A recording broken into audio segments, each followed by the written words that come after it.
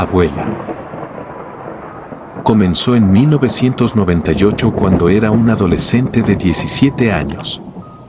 Se desencadenó una serie de eventos extraños, iniciando en Halloween de 1998, justo cuando el huracán Mita azotó Guatemala. Aquel ciclón dejó un rastro de devastación, tanto material como humano. Éramos 4 hermanos, 3 varones, mi hermanito pequeño de 7 años llamado Freddy y yo, Lucas, el mayor de 23 años. Me llamo Daniela y en aquel entonces tenía 17 años. Era el sábado, 31 de octubre y nos encontrábamos en nuestra granja, ubicada cerca de las faldas del Volcán de Fuego, en la costa sur del país. Las vacaciones escolares nos permitían estar juntos en la granja, incluyendo a mi prima Yadira, de mi misma edad, quien pasaba unos días con nosotros. Halloween siempre nos llenaba de expectativas. Nos disfrazábamos y salíamos a pedir dulces por el vecindario, donde residían nuestros abuelos, tanto los maternos como los paternos, en un barrio de la zona 3 de la ciudad de Guatemala. Mi prima y yo disfrutábamos salir con nuestros amigos del barrio, quienes también acompañaban a sus hermanitos pequeños. Curiosamente, nuestras 2 familias habían sido vecinas desde los años 40. Mis padres y tíos, pertenecientes a diferentes familias, tenían una antigua rivalidad, como la trágica historia de Romeo y Julieta. A pesar de la tensión entre ambas familias, mis padres se enamoraron, desafiando esta situación, y así nacimos nosotros 4. Yadira, nuestra prima, proveniente del lado paterno, siempre fue muy cercana a nosotros, especialmente a mí y a mi hermanito pequeño. Éramos más que primos, éramos cómplices, con una conexión tan profunda que a veces las palabras resultaban innecesarias. Con solo una mirada, nos entendíamos a la perfección. Aquel sábado amaneció con un sol brillante y un cielo azul, pero algo en el aire parecía distinto. Un silencio incómodo se extendía por los alrededores, una calma que presagiaba una inminente tormenta, no en el clima, sino en algo más siniestro. Mi hermano mayor, Lucas, se disponía a llevarnos en el carro hacia la casa de la abuela Berta, la madre de mi mamá. Allí, nos esperaban dulces de la temporada, como el chilacayote, garbanzos y turrones, delicias que ella disfrutaba regalarnos al llegar. Además, Yadira y yo nos habíamos comprometido a ayudar a picar un poco las verduras, los jamones y los quesos para el fiambre que debía estar listo para el día siguiente. El Día de Muertos, el 1 de noviembre, y Halloween eran hitos de una temporada sombría en nuestra niñez, tanto en la granja como en la casa de la abuela Berta, en la zona 3 de la ciudad de Guatemala. Aquella tarde, mi madre se había ausentado temprano hacia la parcela para recolectar frutas, verduras y hierbas que enviaría a los abuelos, tanto a la casa de la abuela Berta, su madre, como a la casa de la abuela Lía, su suegra. A pesar de que la familia de mi padre no la quería, mi madre siempre se mostraba atenta con ellos y les enviaba cosechas de la granja. En esta ocasión, Yadira sería la encargada de llevar la encomienda a su madre, es decir, a mi tía y a la abuela Lía. Cabe mencionar que Yadira y su madre vivían en la misma casa que la abuela Lía. La casa era un lugar antiguo, en un terreno extenso que ocupaba una cuadra entera. Contaba con un gran patio, una terraza y una pila central, de esas grandes que nosotros solíamos aprovechar como una especie de piscina en verano. Aquel sábado, el 31 de octubre, mi madre se ocupaba de la cosecha mientras nosotros despertábamos y nos levantábamos temprano. Yadira y yo nos esforzamos por preparar un desayuno abundante para todos, incluyendo mis hermanos hambrientos. Durante el desayuno, mientras devorábamos huevos revueltos con frijoles, tortillas con queso fresco y mousse con leche, el teléfono sonó. Era nuestro tío Horacio, quien llamaba desde los Estados Unidos. En aquel entonces, compraban tarjetas de prepago para realizar llamadas y así no gastar mucho. Las llamadas desde los Estados Unidos siempre duraban exactamente 1 hora, permitiendo que todos tuviéramos la oportunidad de hablar largamente con nuestros tíos. Mientras uno de nosotros tomaba su turno para hablar por teléfono, los demás terminábamos el desayuno y nos preparábamos para partir hacia la ciudad capital, un viaje de aproximadamente 3 horas desde la granja hasta la zona 3 de la capital. Durante una de esas llamadas, mi madre regresó con la cosecha. Mientras tomaba el teléfono para hablar con su hermano, nos encomendó preparar 2 canastos con la cosecha para llevar a las abuelas. Además, antes de tomar la llamada, nos instruyó que dejáramos barrido y trapeado el piso y que limpiáramos la adorada cocina. De manera abrupta, el día soleado y hermoso, con un cielo azul radiante, se transformó en un día negro y gris. Todo ocurrió súbita y velozmente. Nos vimos sumidos en una oscuridad que, en un abrir y cerrar de ojos, parecía ya ser las 6 de la tarde cuando, apenas, eran las 10:30 de la mañana a lo sumo. Estábamos atónitos. Mi madre nos advirtió sobre la posibilidad de lluvia, advirtiéndonos que el camino se volvería lodoso y tal vez no podríamos salir de la granja ese día. Yadira y yo entramos en pánico. Anhelábamos reunirnos con nuestros amigos del barrio en Halloween. No queríamos ni imaginar perdernos aquello. Mis hermanos mayores, que no solían unirse a nuestras festividades de Halloween, estaban empezando a ponerse nerviosos ante este cambio repentino de planes. En 1998, los celulares y el Internet no estaban tan arraigados como en la actualidad. A lo sumo, teníamos un teléfono fijo. No teníamos la más mínima idea de que se avecinaba una tormenta eléctrica y mucho menos que se convertiría en uno de los huracanes más devastadores que perjudicarían al país. Solo anhelábamos abandonar la granja, dirigirnos a la casa de la abuelita Berta, celebrar Halloween con los vecinos del barrio, disfrutar del fiambre del día siguiente en familia y regresar a la granja, al menos hasta el miércoles. Tras comunicarle a su hermano, nuestro tío Horacio, lo que estaba sucediendo, mi mamá pareció tomar una decisión. Después de colgar la llamada, decidió que sería mejor no aventurarnos a salir. De manera súbita, comenzó a resonar un trueno escalofriante y las nubes oscuras se congregaban rápidamente en el cielo. A pesar de haber limpiado meticulosamente, barrido y trapeado el patio para complacerla y así persuadirla de dejarnos salir, mi madre se mantuvo firme en su postura. Pues no cambiaría de opinión. Nos quedamos entonces en la granja, llevando a la perrita Bonnie a resguardarse en la casa. Poco antes del mediodía, las primeras gotas de lluvia comenzaron a caer. Al costado de la casa de la granja se encontraba la casita del guardián, una estructura que en otro tiempo albergaba a un hombre y su familia, pero que en ese momento se hallaba deshabitada. No había guardián en la granja. Yadira y yo concebimos la idea de dirigirnos hacia allí para compartir historias de terror más tarde, a pesar del clima ominoso. Decidimos limpiarla y ambientarla para pasar un rato agradable. La casa se hallaba desprovista de muebles, apenas contenía una mesa y 2 sillas viejas.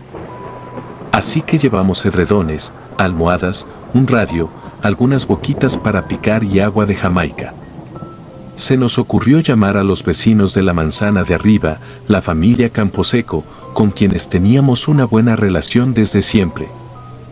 Por la tarde, la atmósfera se tornó extraña, la lluvia arreció y parecía no tener intenciones de cesar. Recuerdo que mi mamá discutía esta situación con Lucas, mi hermano mayor.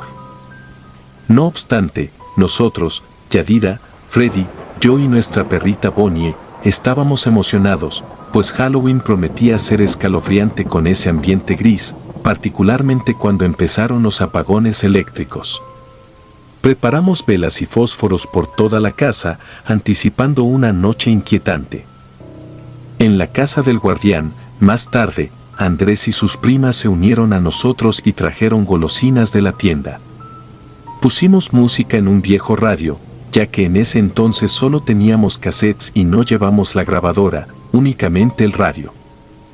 Sin embargo, más tarde nos vimos obligados a apagarlo debido a los problemas constantes con la electricidad.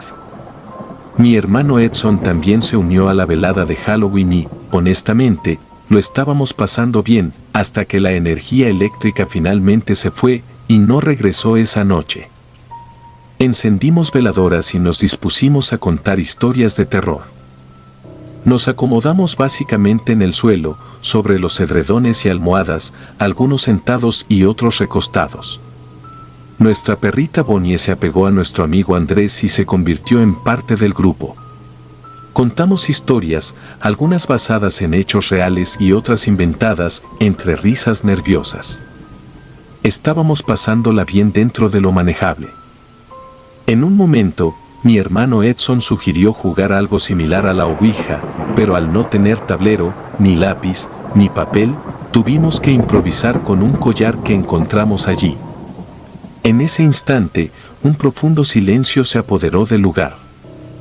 Edson hizo la primera pregunta y el collar comenzó a moverse, aunque nadie realmente creyó que se moviera por sí solo. Andrés tomó el collar y pidió que otro hiciera la pregunta mientras él lo sostenía. Fue entonces cuando yo, sin pensar, pregunté, ¿alguien de la familia morirá pronto? Y la cadena siguió moviéndose. En ese momento, no creí que se moviera por sí sola, pero el significado de mi pregunta me desconcertó, ya que no conocía a nadie que hubiera fallecido, menos aún dentro de la familia. Los demás también hicieron preguntas y fingían estar aterrorizados. Sin embargo, las primas de Andrés no querían jugar ni formular preguntas. Se las veía afectadas o culpables por estar allí, lo cual me causó una sensación extraña. En medio de nuestras risas, Bonnie comenzó a gruñir. Pensé que tal vez Andrés la estaba molestando, así que la atraje hacia mí. Pero nos dimos cuenta de que Bonnie gruñía hacia la habitación que se suponía era el dormitorio del guardián, un lugar desprovisto de muebles, ni siquiera un simple objeto. En medio de nuestras risas, observamos una sombra proyectada por la luz de las veladoras que teníamos encendidas. Era la sombra de lo que parecía ser una figura, tal vez una monja, con el cabello cubriéndole la cabeza. Esta sombra se desplazaba de un extremo a otro de la habitación, con las manos unidas en una postura de rezo. La escena fue surreal y permanece vívida en mi memoria. La sombra de la monja se movía de manera inquietante, extendiéndose hasta donde nuestra vista nos permitía. Nuestro alboroto se disipó en un instante. ¿Qué fue eso?, preguntó Yadira. Nadie respondió. Bonnie, nuestra perrita, seguía gruñendo, con el pelaje erizado. ¿Qué fue eso?, exclamó una de las primas de Andrés. La atmósfera se cargó de un temor compartido, el miedo de uno afectaba a los demás y así sucesivamente. Andrés tomó la decisión de llevar a sus primas a casa, dejándonos solos a mi prima, a mis dos hermanos y a mí. Con el intento de calmar nuestros ánimos, nos convencimos de que la sombra proyectada por las velas fue la causa de la visión de la monja. Descartamos la idea de lo paranormal, convenciéndonos de que todo era producto de la sugestión colectiva o de nuestra imaginación. Decidimos seguir despiertos, pero Andrés no regresó. Dormimos todos juntos en la casa del guardián, escuchando la lluvia y los truenos incesantes. La lluvia, tan persistente, nos mantenía en vilo, sin poder discernir si los sonidos eran truenos o el rugir del volcán, o quizás una amalgama de ambos. Al día siguiente, la lluvia se convirtió en una preocupación creciente. En la casa grande, vimos las noticias sobre los estragos provocados por el fenómeno natural. Mi mamá estaba en constante comunicación telefónica, notablemente seria, lo cual nos llenaba de angustia. Mi prima, Yadira, ya había informado el día anterior que no podríamos salir debido a la lluvia. Esta vez, sin embargo, comunicó que no se arriesgaría a venir hasta que el clima mejorase.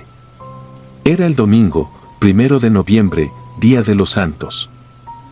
Deberíamos estar en la casa de la abuelita Berta, disfrutando el fiambre, pero nos encontrábamos atrapados en la granja. Era evidente que el río Yepocapa se hallaba crecido, impidiéndonos el paso. Pasamos el día encerrados, evitando salir para no ensuciar nuestros zapatos y tener que trapear el piso. Eventualmente, nos resguardamos en la casa del guardián. Yadira, Bonnie y yo compartíamos anécdotas sobre cómo habíamos pasado la noche en el barrio. Antes de anochecer, nos preparamos para regresar a la casa grande. Nos calzamos las botas de hule y nos dispusimos a salir con sombrillas. Justo cuando estábamos a punto de partir, Bonnie comenzó a gruñir hacia el interior de la casa del guardián. Escuchamos la voz de una mujer desde adentro, y aunque el sonido de la lluvia lo confundía, sabíamos lo que ambas escuchamos. Además, la reacción de Bonnie no podía ser pasada por alto. Decidimos no mencionarlo a nadie y simplemente continuar. Yadira y yo nos quedamos juntas en una habitación dentro de la casa grande de la granja. Después de la cena, me retiré a mi habitación mientras Yadira hablaba con su madre, es decir, mi tía, por teléfono. En ese momento, no sentí temor por lo sucedido en serio, estaba más bien intrigada. Decidí asomarme por la ventana y ver hacia la casa del guardián. Lo que presencié me dejó helada. Desde la ventana de la casa del guardián se asomaba la figura de la abuela Lía, la madre de mi padre. Sin embargo, su aspecto era espeluznante, piel pálida, una mueca malévola y una sonrisa oscura, sin dientes. Su cabello corto y oscuro, con unos ojos hundidos y terriblemente abiertos.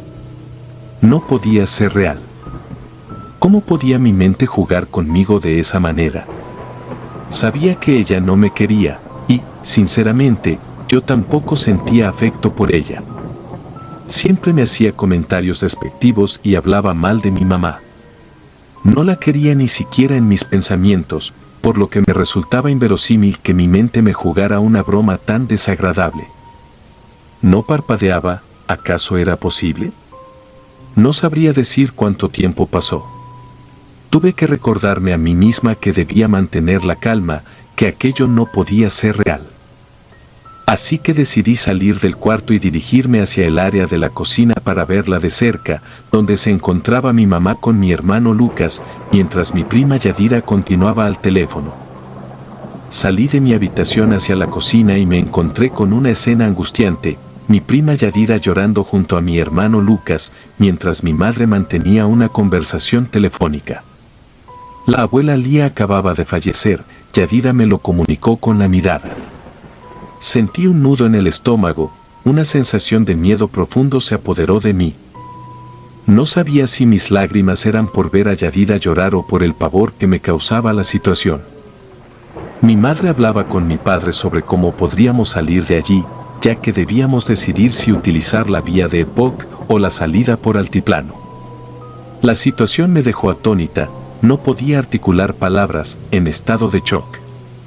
Todos pensaron que mi conmoción era por la muerte de la abuela Lía, pero no era solo eso. Recordé lo sucedido la noche anterior, la pregunta sobre la muerte en la familia, la sombra de la monja rezando, la voz misteriosa en la casa del guardián y, lo más aterrador, ver el rostro de la abuela Lía en la ventana justo en el momento en que anunciaban su fallecimiento. Esa noche, no pudimos conciliar el sueño. Nos quedamos en la sala, juntos, temerosos. La lluvia no daba tregua, su intensidad crecía.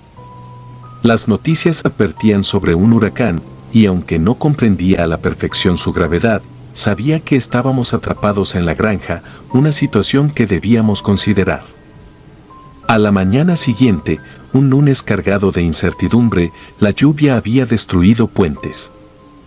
Las noticias mostraban imágenes devastadoras, pueblos enteros arrasados por el lodo. Se organizaban grupos de rescate, pero nosotros ansiábamos desesperadamente salir de allí. Mi hermano mayor, Lucas, propuso sacar el camión de la granja para intentar el paso por Yepocapa. Mi madre estuvo de acuerdo, bajo la condición de que, si no lográbamos pasar en el primer intento, debíamos regresar. Preparamos nuestras cosas con prisa, empacando ropa impermeable, sombrillas, pero olvidamos las verduras y frutas. Dejamos a Bonnie, nuestra perrita, resguardada en la casa con comida y agua.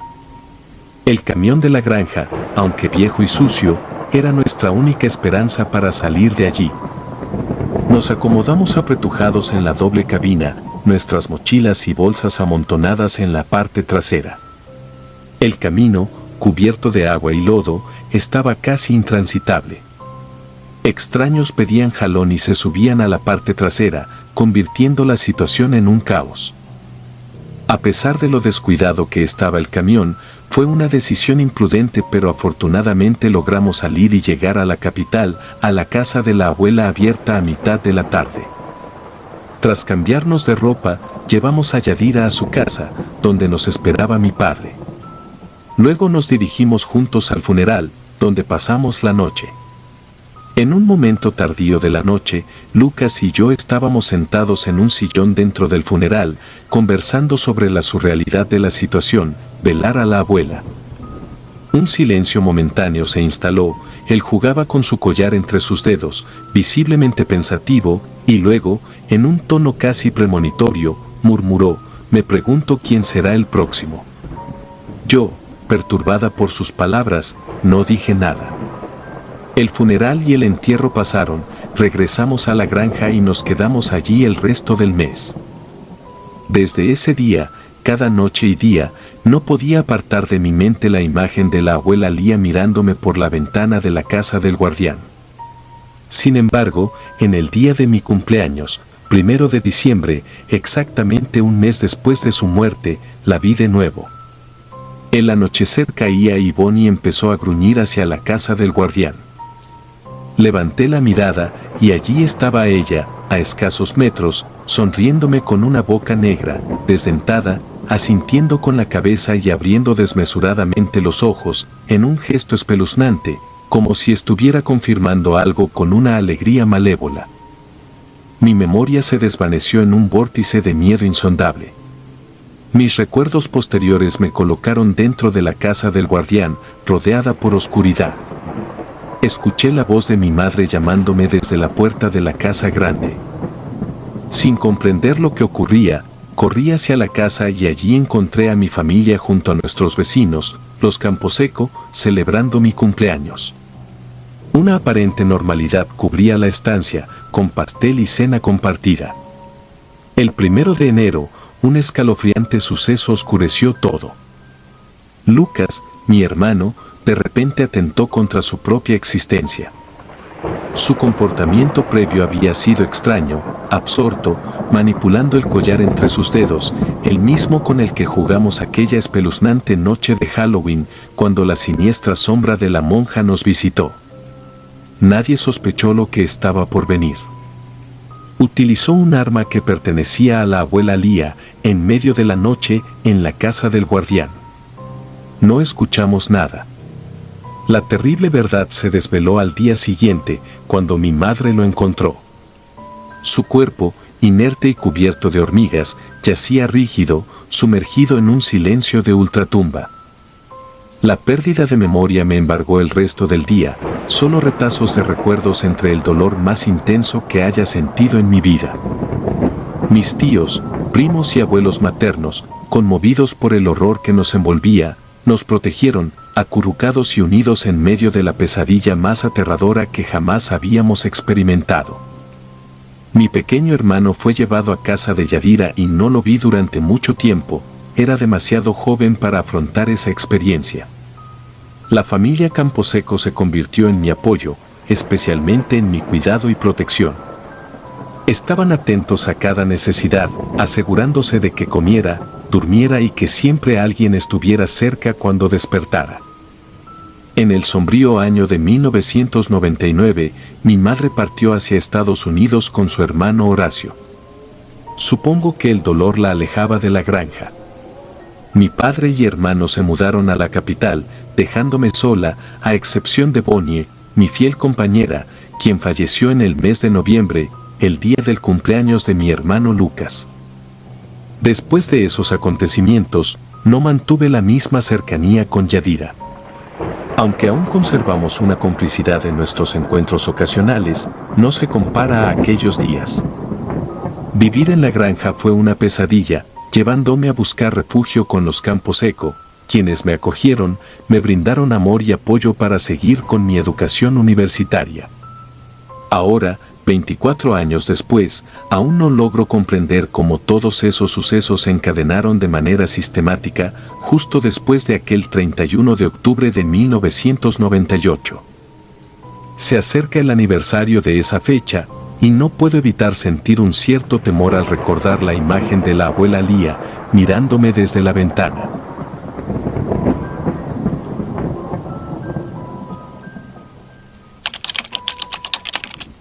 Las sábanas de mi abuela.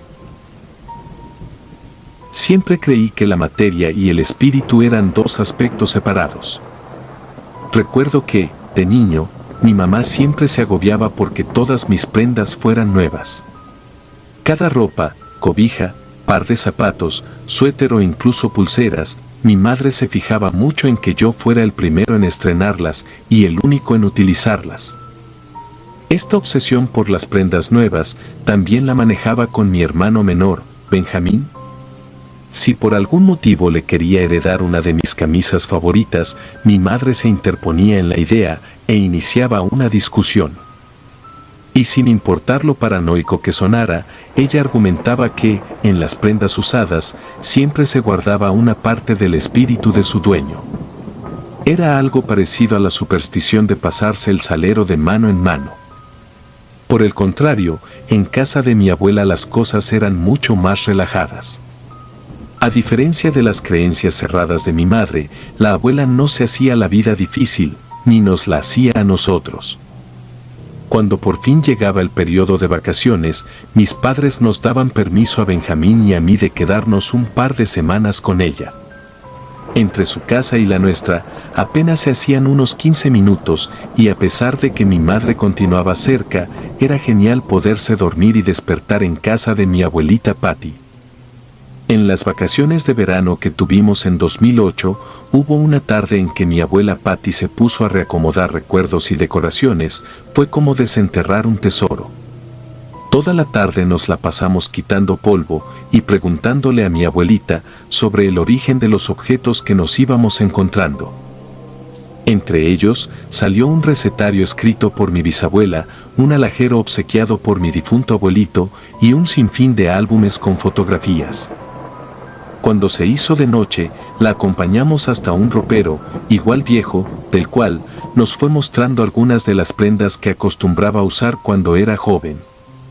Recuerdo que, mientras ella nos contaba la historia detrás de uno de sus suéteres, alcancé a ver un bulto muy extraño detrás de toda la ropa. Parecía que lo habían metido de esa manera a propósito. Interrumpiendo a mi abuela, le pregunté sobre ese extraño bulto al fondo.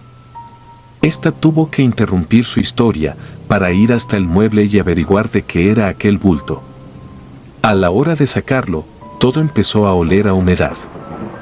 Aquel bulto de tela no era más que un conjunto de sábanas, las cuales parecía que nunca se habían molestado en limpiar. Mi abuelita las extendió, y de esta manera alcanzamos a ver manchas de hongo y algunas salpicaduras viejas en ellas. Por lo que mi abuela aseguró nunca haber visto unas sábanas como aquellas y afirmó que no eran de su pertenencia. Al instante en que supimos que las sábanas eran ajenas a ellas, los dos le insistimos en que las tirara a la basura y deshiciera de esa monstruosidad en cuanto pudiera. Mi abuela se puso a reír e hizo burla de nosotros, diciendo que, no por ser hijos de Pilar, estábamos obligados a actuar como Pilar, refiriéndose a nuestra madre. Acto seguido, tomó el bulto de sábanas y lo llevó al cesto de la ropa sucia. Por primera vez, siendo uno de los hijos de Pilar, comprendí una gran parte del horror que hay detrás de reutilizar algo que ya había tenido un dueño. Aunque no cuestioné tanto a mi abuela, para no ser molesto, en silencio pensaba sobre el origen de esas sábanas. Más que pensarlo con curiosidad, lo hacía desde el lado del asco, del miedo y de lo incierto. Una y otra vez me surgían preguntas como, ¿y si el dueño original sufría algún mal en la piel? ¿Y si con eso envolvieron a alguien muerto? ¿Y si su propietario era un degenerado? Al final, decidí no darle muchas vueltas al asunto. Después de todo, solo eran unas tontas sábanas, nada extraordinario. El día en que mi abuela las terminó de lavar, nos habló a mi hermano y a mí desde el patio. Cuando salimos, llena de orgullo nos mostró lo limpias que le quedaron, exclamando que incluso podría ponerlas en un centro comercial y nadie se daría cuenta de lo sucias y maltratadas que estaban. Dijo que esas sábanas eran la muestra clara de que los objetos ajenos merecían tener una segunda vida o las que fueran necesarias. El día continuó del modo ordinario que era acostumbrado, hasta que a mi hermano se le ocurrió que nos pusiéramos a jugar a las atrapadas justo en donde estaba el tendido de la abuela. Por un rato estuvimos corriendo uno detrás del otro, sin notar nada anormal a nuestro alrededor. Pero, cuando llegó mi turno de escapar de Benjamín, cometí el gran error de adentrarme al tendido. Mientras corría de mi hermano, alcancé a notar la silueta de un hombre alto, escondiéndose tras las sábanas. Lo primero que pensé era que se trataba de algún maníaco, como los de las noticias. Angustiado, corrí hacia Benjamín y le dije que no se acercara a las sábanas, que mejor fuéramos a buscar a mi abuelita. Por desgracia, mi hermano no entendió lo que dije y terminó por meterse entre la ropa y las sábanas. Y en vez de alertar a mi abuela sobre el hombre en el patio, corrí de regreso tras los pasos de mi hermano. En medio de la angustia y la agitación, lo alcancé a ver.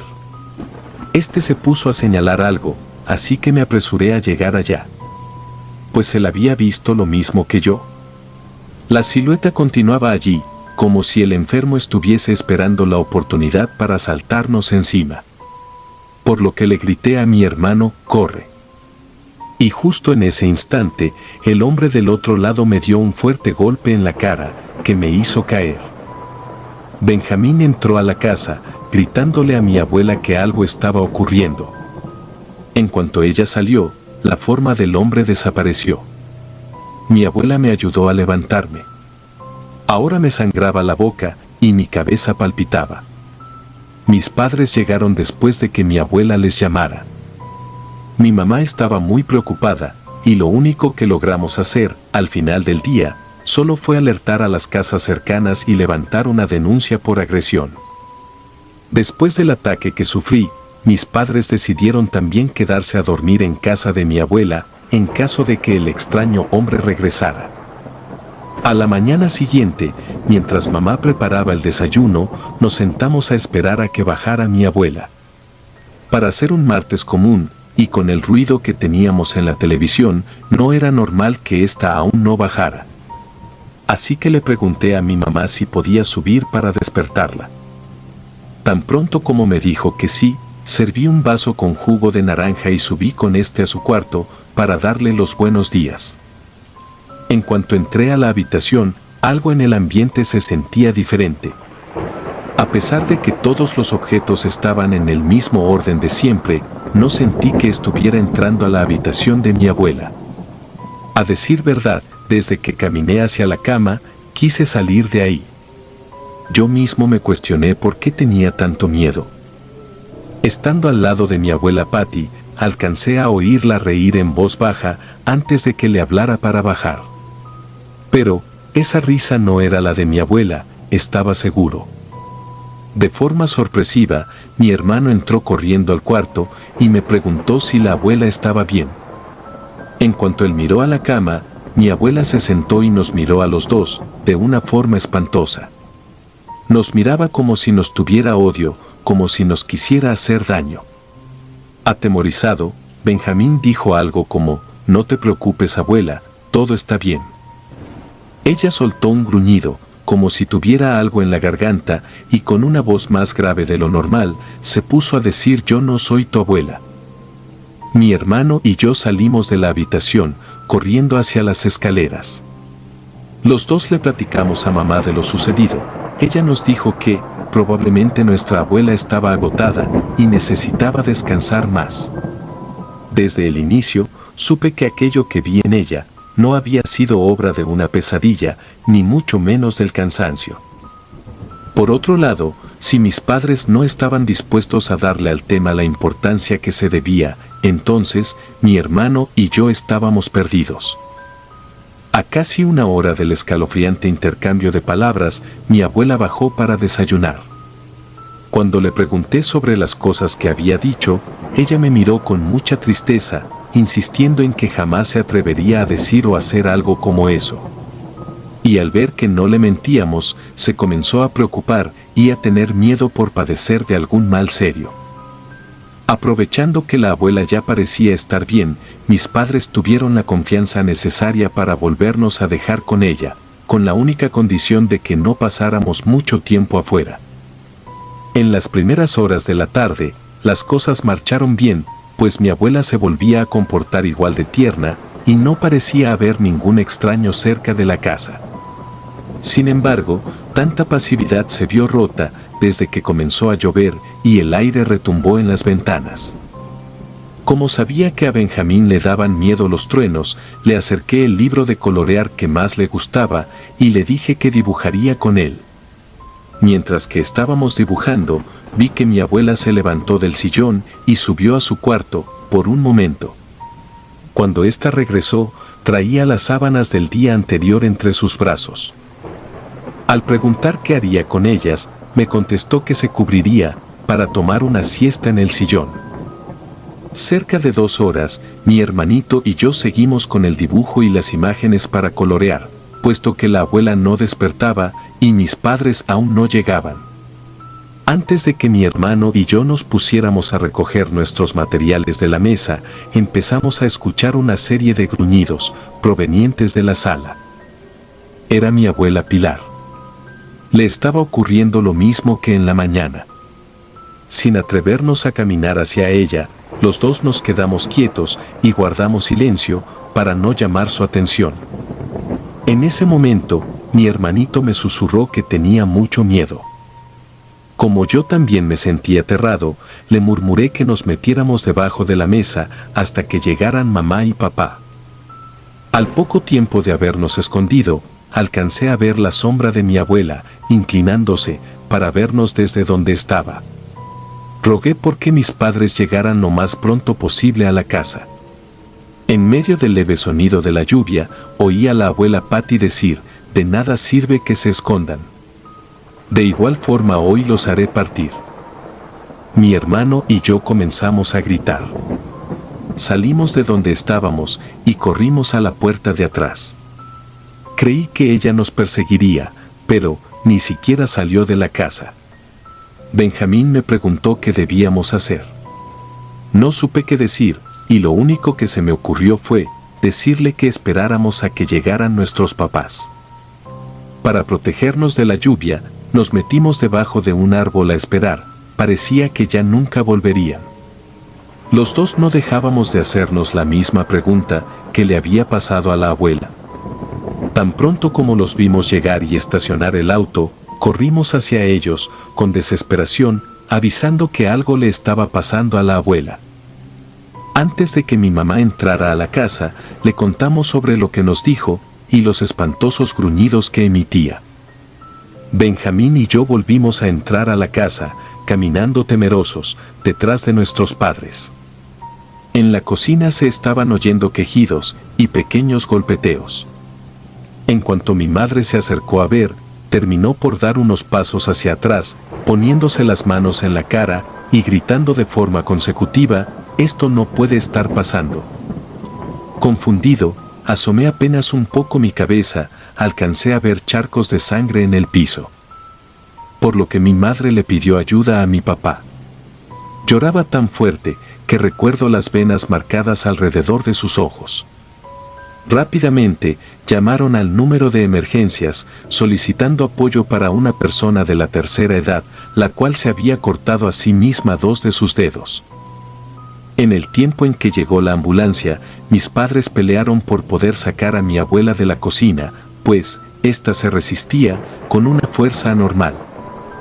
En el momento en que por fin la lograron sacar, ésta siguió hablando con la misma voz grave de antes, exclamando una y otra vez que pronto nos arrancaría los dedos a nosotros también. Todo el tiempo en que mi madre acompañaba a la abuela en el hospital, mi hermano y yo nos quedamos al cuidado de mi papá. A la tarde siguiente, regresamos a la casa con la abuela. Mi madre dijo que, según los informes médicos, mi abuela estaba padeciendo una crisis grave de esquizofrenia. Aunque lo último que deseaba era verme como un chismoso, le tuve que contar a mi mamá sobre el extraño suceso de las sábanas escondidas. No sabía si aquello podía estar o no asociado a los problemas de mi abuela, mas pensé que no estaba de más hablarle de eso a mamá. Tan pronto como ella lo supo, tomó las cobijas y las echó de la casa, diciendo que era necesario quemarlas. Entonces se me ocurrió preguntarle a qué se debían sus creencias tan marcadas en cuanto al uso de las prendas.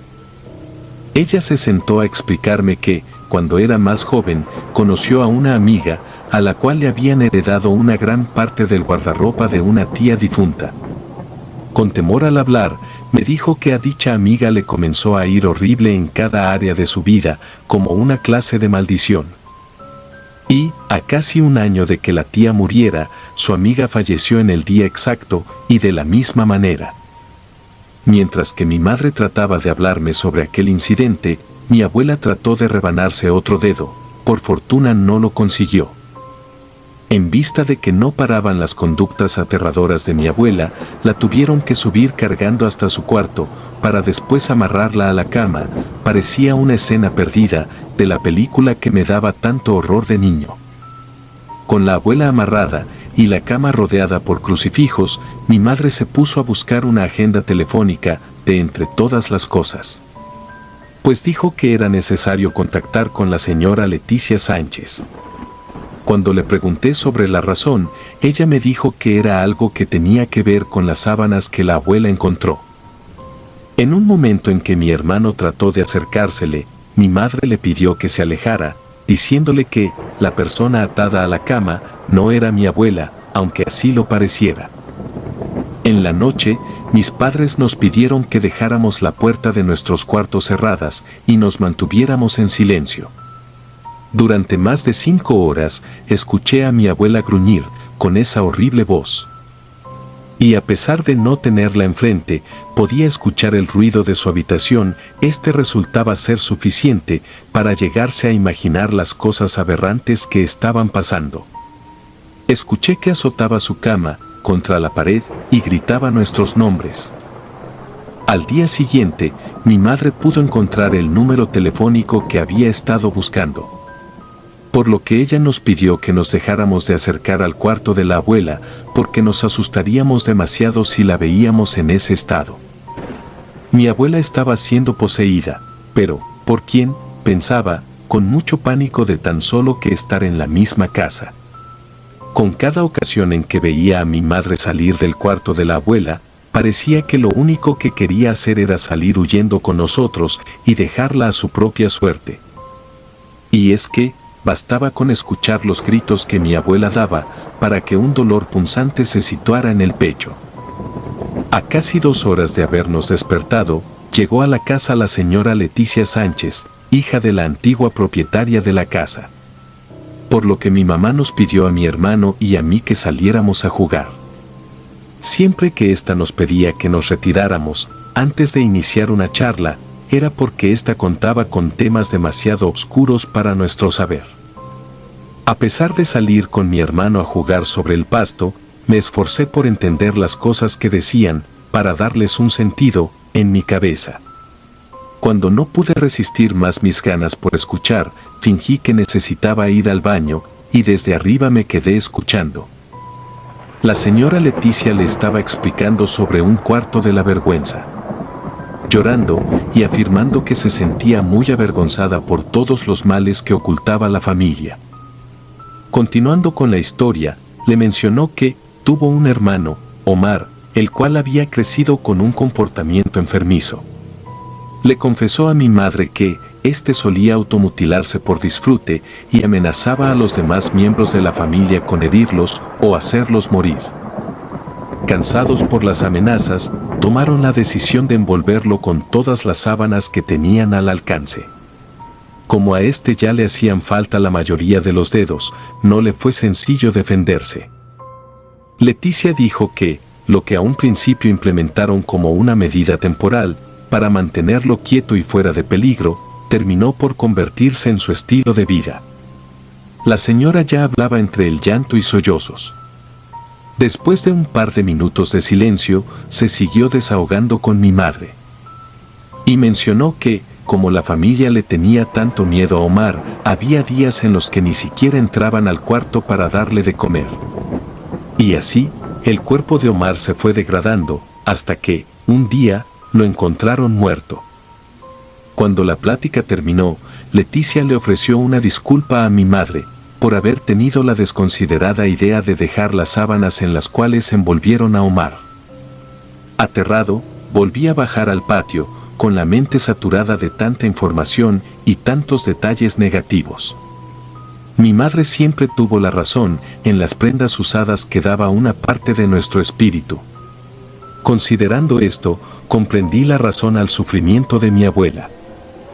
Básicamente, en sus últimos días de estabilidad, se estuvo cubriendo el cuerpo con las sábanas que algún día sirvieron para retener a alguien sumamente trastornado. Esa misma tarde, 2 padres llegaron a la casa, acompañados de otras 2 creyentes.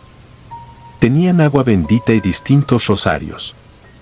Desde la sala, los oí decirle a mi madre que la posesión de un espíritu humano a otro no representaba el mismo nivel de riesgos que cuando se enfrentaban a una entidad demoníaca. Sin embargo, pude oír a uno de los padres decir que no todos los exorcismos resultaban ser exitosos. Dijo que el riesgo de que mi abuela muriera era alto, en especial si se estaba tratando con una clase de ser peligroso y violento. Antes de que estos subieran, mi madre se acercó a abrazarnos. La vi tan destrozada que me arrepentí de haberle señalado a mi abuela aquel bulto de sábanas. Ya que, de entrada, fui yo el que se las mencionó. De no haber sido por mi curiosidad, el espíritu de Oscar se habría mantenido en cierta forma alejado, al no tener un ser al cual adherirse. Desde que el exorcismo de mi abuela comenzó, algunas cosas en casa se cayeron. Recuerdo haberme sentido tan mal como para seguir escuchando. De la boca de mi abuela ya no salían palabras de cariño, sino de odio. Mientras que los adultos se hallaban arriba y yo me refugiaba del escándalo, abajo, con mi hermano, me puse a pedir perdón, de rodillas frente al altar que mi abuela le tenía a la Virgen. Como si mi abuela estuviese ahí, comencé a pedir perdón por haberla acercado hasta allí.